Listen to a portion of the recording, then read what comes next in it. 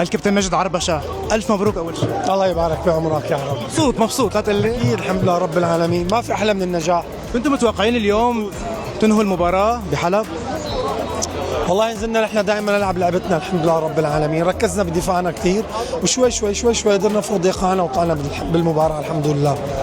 كيف كان ضغط الجمهور؟ هل أثر على أدائكم؟ والله اليوم كثير كثير كانوا إيجابيين معنا واستقبلونا بطريقة حلوة، ما صار أي مشاكل أبدا. بدي ربك يا بجد. احلى لاعب بالنادي. مبروك يا كبير. شادي مبروك. شادي يلا العب شادي العب شادي جمهور الوحدة. ما عم بيخلونا الشباب نكمل المقابلة.